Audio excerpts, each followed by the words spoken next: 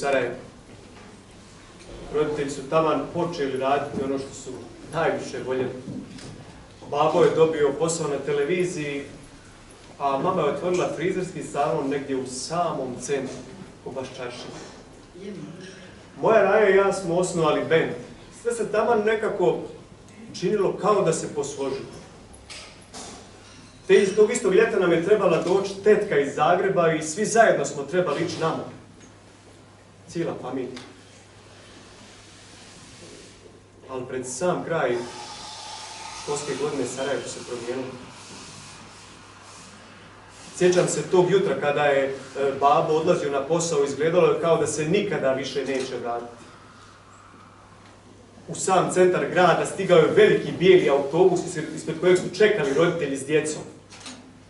Bilo je tu i starijih, nemoćnih ljudi. Sjećam se tog dana kad sam se vraćao iz škole, jedan gospodin imenom i prezimenom Omer Bašić, rekao mi je, prišao i rekao, Armine, vidiš li ove ljude ispred autobusa? Ti ljudi se više nikada neće vratiti. To mi je rekao gospodin Bašić. Sjećam se, jedna žena ispred zadnjih vrata autobusa je stajala, jako malo dijete imala u rukama. Do nje je došao vojnik i pitao je da zašto dijete plače, da mu objasni. Ona je rekla da je sigurno gladno i žedno. Bile su vrućine. Na što je on uzeo jednostavno dijete iz ruku i otišao. Čuo sam da poslije toga to dijete više nikada nije plakalo. Njegova životna priča bila je laž.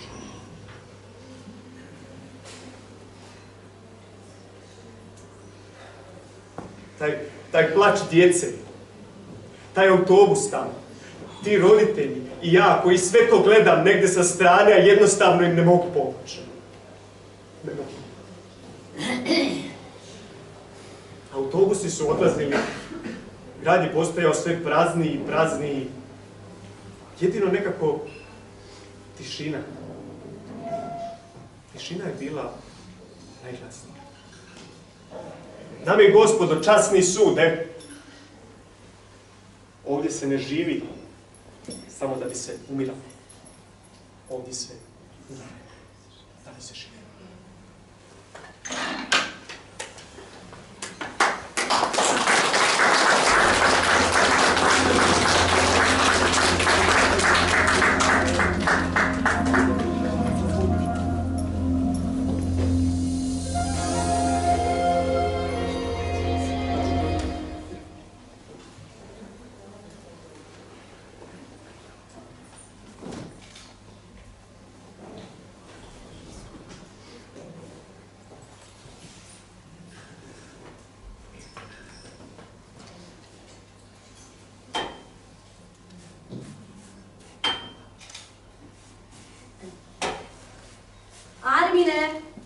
Armine, sine, javi se.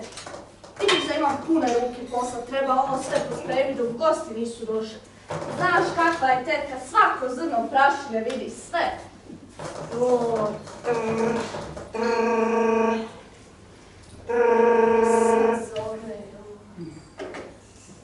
Halo? Halo?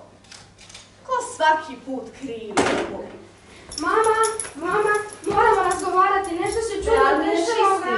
Cijeli grad je okupiran, ljudi bježe na sve strane. Mama, jel ti mene čuješ, životi su u pitanju, ti očekuješ goste. Mama! Armine, sine, daj, sjedi. Armine, sve će biti u redu. Nisam ti ovo prije mogla reći. Ali javili smo mi jučer da moramo iseliti stan Sarajevo. Krila sam ovo od tebe, šutila. Znam kako ti ovaj grad znači. Rođen si ovdje, školu još nisi završio. Nisam ovo, jedno sam zadržala u sebi, ne znam kako će.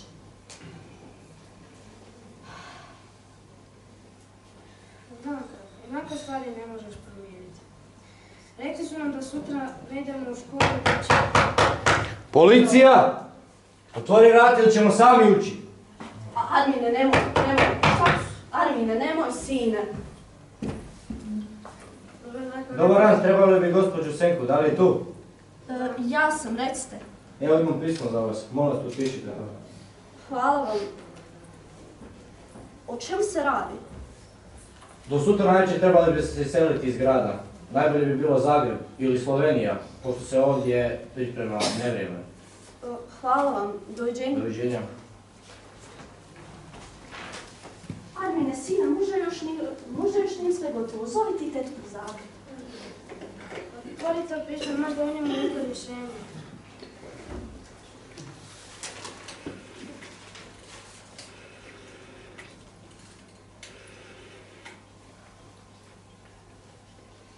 Ne, ga se sve telefonske linije su pukle. Radio televizija BiH. Poštovana gospođo Bišević, želimo vam izraziti sućut. U ime cijele redakcije radija i televizije BiH, vaš muž je preminuo za vrijeme snimanja emisije.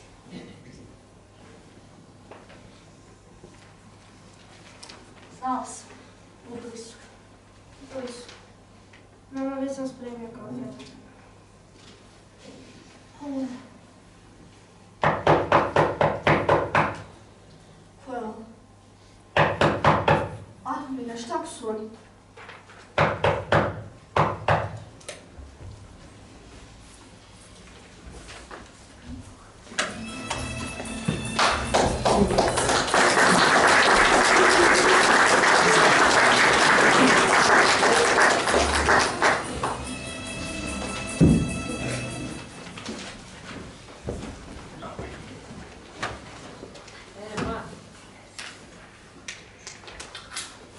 Evo je, jao što je lijepa. Ova će sutra imati premijeru. Žare, kume, srećan ti rođendan. A hvala ti kolega, neka si ti meni isto. Ajde ovdje tamo, imaš u mojoj torbi, imaš 2 litre domaće rakije. Ajde unesi da zalimo. Imaš ti ovdje sve? Evo ih, 2 litrice. Jao što je dobro, je to loza? Normalno prijatelj, domaća loza, poslovni moj od ozgo. Ne bi oni mene trebali povrljati. Jesi ti čuješ što smo mislili? A čuli smo se prije 2-3 dana. Dobro su, u Beogradu su do svoja haos ne smije. Tako im je najbolje. To je na šta se ovdje još sve sprema. Ovdje ti si živi kod danas pa su. Ukrešili sam. Vrsta! Mirno! Danas počinjemo s operacijom Direktiva 7, što znači da ćemo izvršiti potpuno oslobađanje Srebrenice, što znači čime ćemo spriječiti pojedinačno komuniciranje između enklava, svakodnevnih planskih i osmišljenih borbenih aktivnosti, stvoriti uvjete totalne sigurnosti i nepodnošljivosti. Daljnje opstanka i života stanovnika u Srebrenici. Dakle, plan je sljedeći. Vas dvojica idete sa prvim autobusom, iskrcavati ljude na dogovoreno mjesto. Što znači muškarci ćete preseliti iza zgrade transporta, tako da ne bi bilo nismo znali. Okay? Ako te ovi šta pitaju za neku propusnicu ili nešto, pokaži im što smo pripremili papirologiju i uzmite još jednoga za svaki slučaj sa sobom. Njega? Pa taj ne zna ni pušku držati. Tišina! Biće onako kako ja kažem, jel jasno? Ove granice su sve zatvorene. Ove crvene linije pokazuju punktove gdje vas može dočekati kontrola. Papirologiju imate, lozinku znate, jel ima kakvih pitanja, sve jasno? Drago mi da ste shvatili. E da, i još nešto. Sa Saletom i kamionom vas dvojica idete, Sala će vas čekati na izlazu Sarajeva. Dobro, šefe, sad će večer, a Žarek je rođendan, pa ako možemo dobiti pauzu za proslavu. Pauzu imate, Žare tebi sretan rođendan. Hvala. I nemojte dugo u 7 polazak. Razumijeli? Razumijemo! Jesam ti rekao, sutra nas čeka haos. Čistimo sve što nam se nađe na putu. Ne znam šta ti kažem. Nego gdje je ona rakija, ubi me ova vrućina i ovo stajanje. Evo ih, 2 litrice. Milane, pojačaj taj radio, nek se zna da Žare slavi rođendan.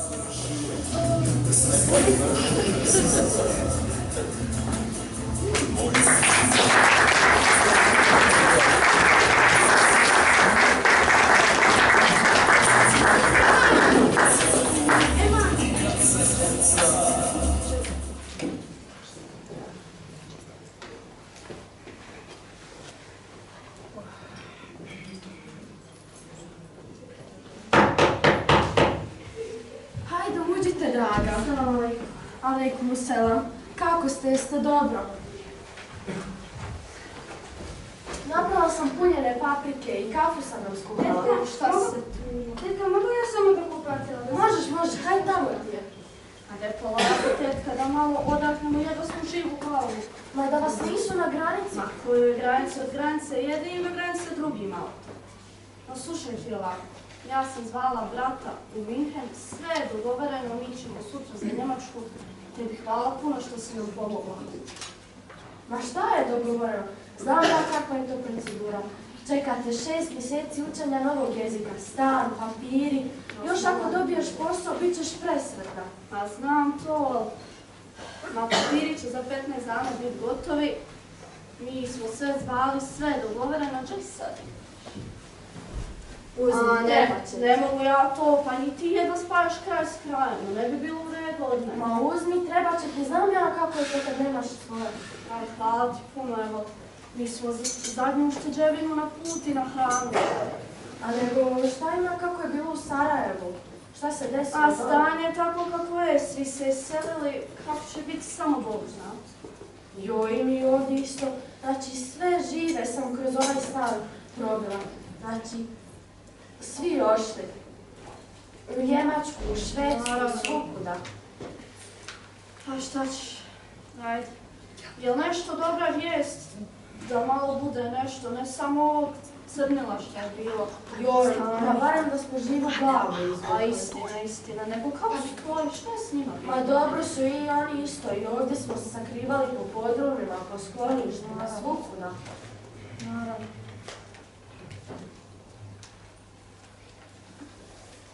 Šta ćeš, neka smo mi samo živu glavu izvukli iz ove drave ove.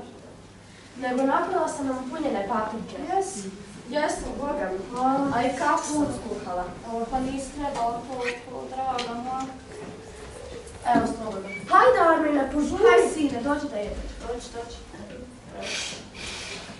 Hajde. Nego, ja sad moram ići, sutra treba rano ustati. Pripremila sam vam tu sobu, ako bude vruće, otvorite prozore i teke sam pripremila. Hvala, drago moja. Hajde ti, Armine, jesi. Laku noć. Laku noć. Odgledala sam. Laku noć. Sve će biti u redu.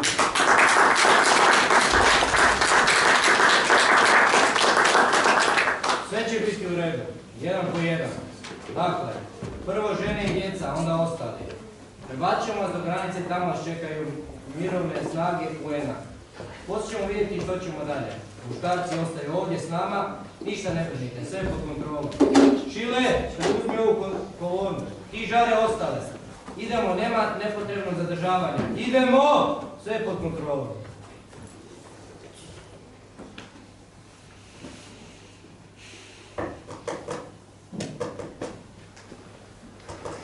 Lejla, daj malo objasni na taj telefon i malo odredi na trening. Ja sam postavio pare, vidit ćemo se žuri na sastanak oko godišnjeg, moram to riješiti. Aha, vidimo Pa se. ćemo se čuti. Javit ću se, samo da mi se nokti osuše. Javi se žuri. Halo?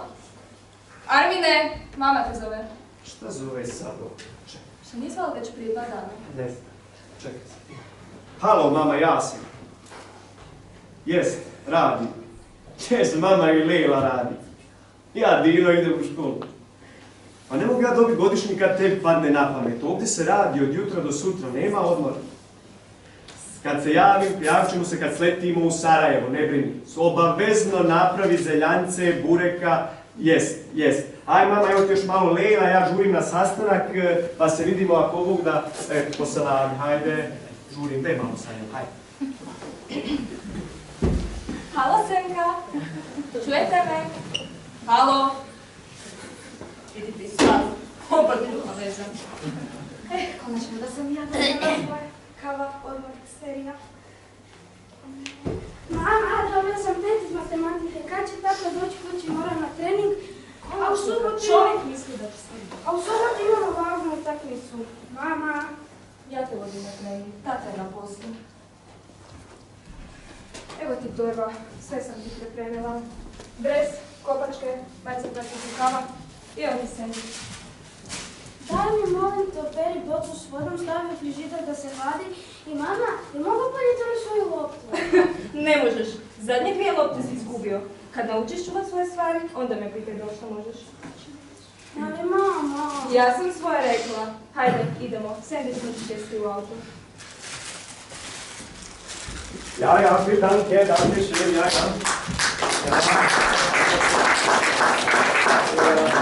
To smo konačno riješili.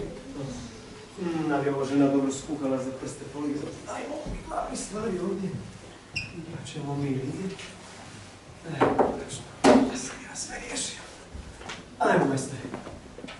To daj ga sad 1 na 1, čovječe, sam si pred golom, idemo. Daj ga 1-0, to, evo ga sam. To, 1-0, to te ja pitam, ajmo još jedan. I to je to, Bayern je dobio. Jednostavno ima još vremena, zadaj ga sad, pa vadi ga čovječe, sam je pred golom, šta šepa koji. Evo me, momenat.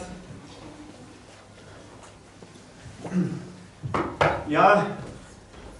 Odu ti. Što ti nemaš ključ? Imam, negdje sam ga stavila u torbu, nije mi se dalo vaditi ga. Logično. Nego, jesi li pitao za godišnji? Jesam, evo nećeš vjerovat, od danas sam na godišnjem, znači imamo cijeli 7. mjesec. Dubrovnik, Sarajevo, pa opet Dubrovnik, pa opet Sarajevo. Samo nastavno. A Istanbul? Obećao sam mi putovanje. Sjećaš se? Gledaj, jest. To je trebalo biti iznenađenje. Evo, ovako, evo, sljedeće godine te sigurno vodim u Istanbul, Bosfor, ti i ja, 100%, evo, vjerujem, ove godine ćemo malo preskočiti. A možemo mi i ove godine, nakon Dubrovnika? Lejla, pa sama znaš da nemamo toliko novca da pokrijemo sve te putne troškove, jer znaš to. Da, ali zato možemo ići u Sarajevo, jel da? Zato što je mamica zvala svog sinčića, pa se njen dragi sinčić mora pojaviti u 7. mjesecu baš kod nje! Ako hoćeš da znaš, daj, to je isto jedan od razloga zato što je mamica zvala. Pa ženu nisam vidio 10 godina od kad je otišla iz Njemačke. A između ostalog znaš i sama da imam ročište. Razumijem te. Oprosti. Bože, sačuvaj. Nego, što to gledaš? Ko je ta djevojka? To je Marina. Poznao sam je negdje u Zagrebu još 90 i neke kad smo bili u nekoj gaži. Marina je inače rodom iz Vukovara i htjela je postati plesačica, profesionalna plesačica. Htjela je postati plesačica, profesionalna plesačica. Iz Vukovara je otišla za vrijeme rata 1991. kad joj je bilo samo 13 godina. Ubili su joj oca, a brata su našli prošle godine. Iz razorenog grada pobjegla je prije 24 godine i nikad se nije vratila. Otišla je u bijeli svijet, u nadi da će živjeti slobodu, da će ostvariti svoje snove i vratiti se kući. Nakon srednje škole nije odmah uspjela upisati fakultet. Zaposlila se u trgovačkom centru zbog novca koji joj je trebao. Marina danas živi u Beču, magistrica umjetnosti, ima 2 prekrasne djece. Njeni uspjesi pune naslovne strane europskih i svjetskih medija. Negdje daleko od doma, ali ne i od srca. To ti je njena priča. Nego, hajmo ovako, imam jedno iznenađenje za tebe da mi riješimo taj Istanbul. Konačno. Eto, vidiš, ovaj sam kupio lično prije mjesec dana. Evo, sad ćemo mi to riješiti, ja tebi. Ti staviš ovaj prst, jel, u redu. Mi idemo sljedeće godine, može ovako, drži malo. Ja zavrtim, ti staviš prst i mi idemo. Ajde, odmah. Može. Gledaj, evo ti ja. Ali mi ništa ne vidim. A to je poanta. Evo gledaj, pa dobro. Mogu vidjeti? A evo gledaj, evo nećemo u Atlantski ocean, Boga mi neće. Hajde ti opet stavi ovo, pa ćemo mi opet. Maja, šta ti drugo, dede, ovako sve Maja, a ne trebaš gledat, ja vidim. Evo gledaj. Opa! Jesam ti rekla? Istanbul, Turska, sljedeće godine pa stvarno pogodi, Boga mi, evo ja ispunjavam želje. Da, može. Idemo odmah pogledati letove iz Minhena i koliko koštaju kase? Može, samo ti gledaj. A mogli bi početi pakirati kofere za ovo ljeto? Mislim, ja odem do dućana još po neke stvari za put. Pa ćemo lagano putem, ja.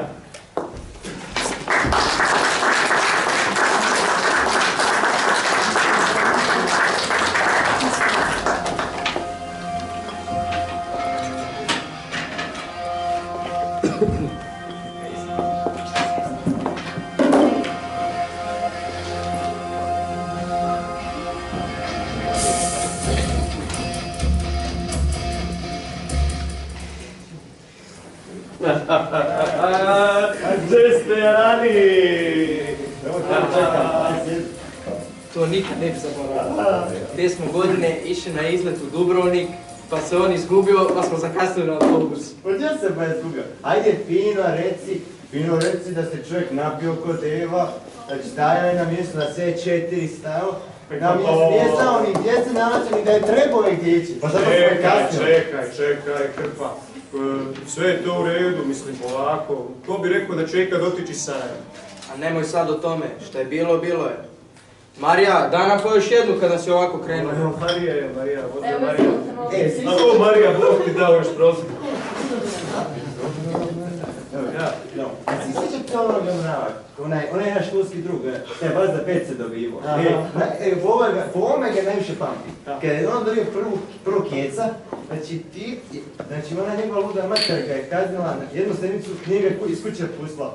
Recite, ko bi god kuće naći? Ja, sjećam se, čekaj malo, taj mrav, pa te subote je bio koncert na gradskom stadionu, je trebao ići sa nama, pa nije, pa ova njegova negdje ga našli ispod mosta, Bože, sačuvaj.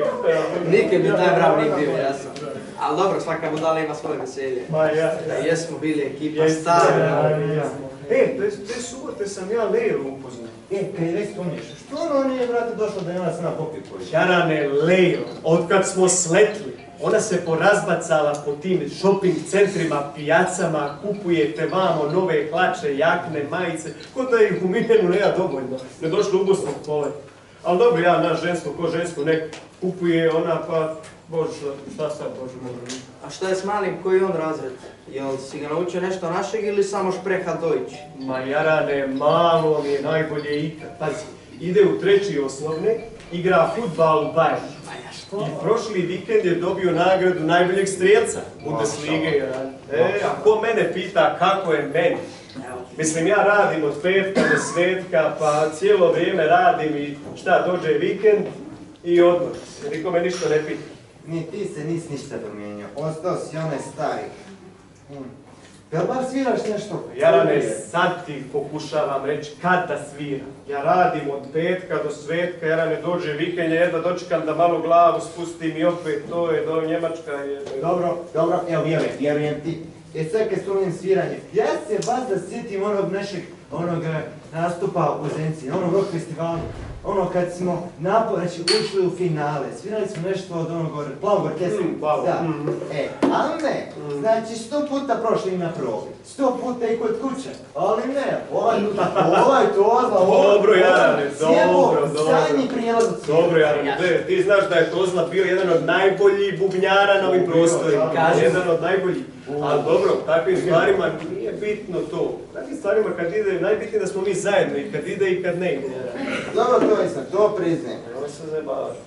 Ali koliko ja vidim da se vozi se veliki Mercedes, što znači da se ima para, što znači da je ova Europa dobra, ima tu dobrih stanova, ima dobrih ovih auta. A nama ovdje, ovi u Bosni sve kocaju, stajte vi Europu, nema od njih nikakve bajke. Krpa, už prestat srat. Krpa, majka, už prestat srat. Jer ti misliš da mi u toj Europi 9 mjeseci mi ležimo, pa onda kad nam se sprdne malo u Bosnu, malo namo. Da. Jarane, tamo se konstantno radi. Radiš li ti? Ok, evo, vjerujem ti, još jednom ti vjerujem. Sad kad spomenuo onaj auto, jeste, i toga se neće nikad zaboraviti, onog starog, kako se ono preziva, ček, nemojte mi reći, molim vas, prezime, ono Mutav, neki nije Mutav. Mutavčić. Pa sam rekao da reći kada ti tako izgovori. Znači, onaj što je radio prek puta pekara, išao ti on prodavač svoj Mercedes, uplatio je njemu veliku stopu novca, mislio si, odmah će on meni sve to uplatiti.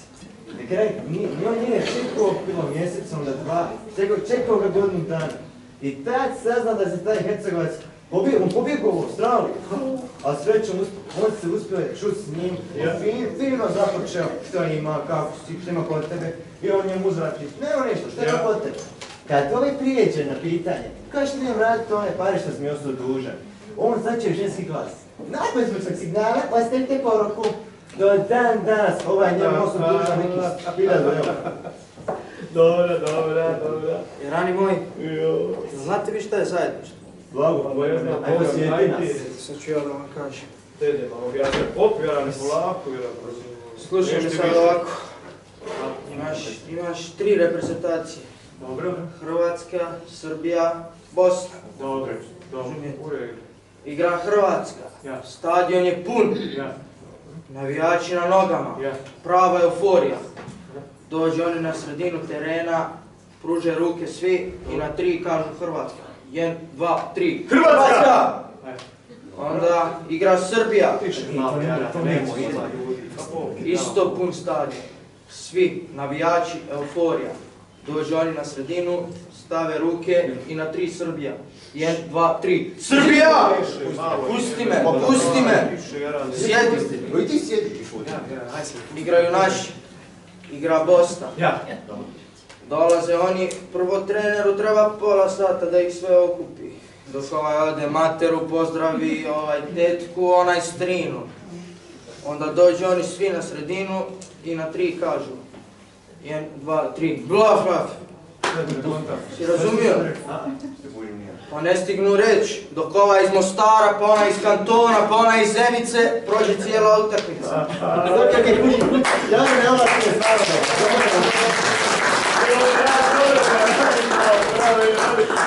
To je tako kod nas, nego gledajte, vi uživajte, ja ću polako, Lejla je sigurno stigla kući, pa ja ću idem sljedeće sedmice u Dubrovnik, pa ću nazvat za Sarajevo, imam ročište, eto, uživajte pa se vidimo. Ne još da popijemo još jedno. Evo, vi nećemo razvijati sve, ajde. Evo, živli. Eto, vi pomalo pozdravljajte i idem ja čujem, žena je stigla. Ajde, uživajte. Si sretan put. Hvala.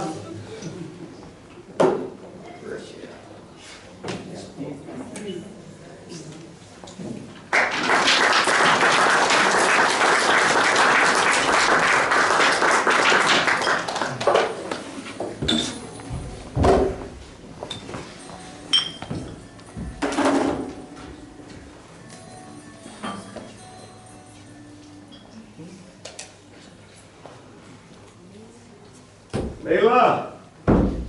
Stigao sam! Lejla!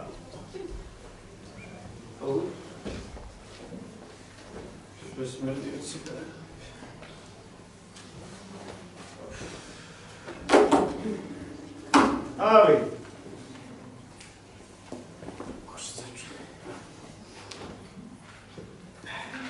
Dobro večer, poštovani gledatelji. Gledate Dnevnik.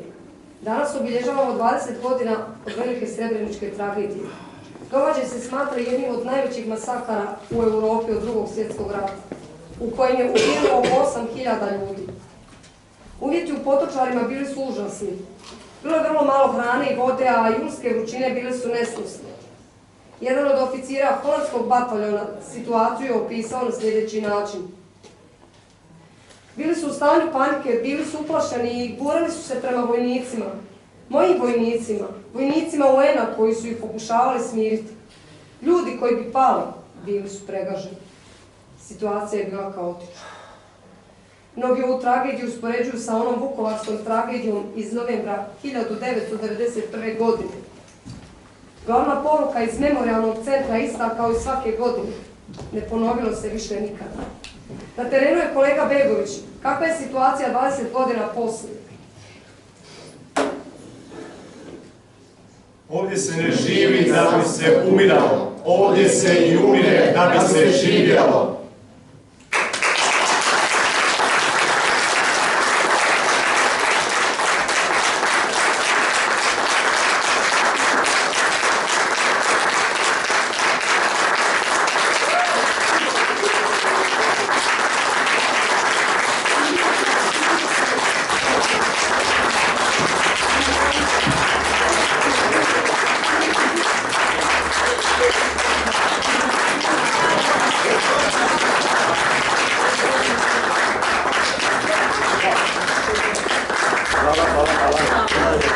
Može, svjetlo. Evo, to bi bilo sve. Nadam se da vam se svidjelo. Tekst i režiju je napravio naš Mino.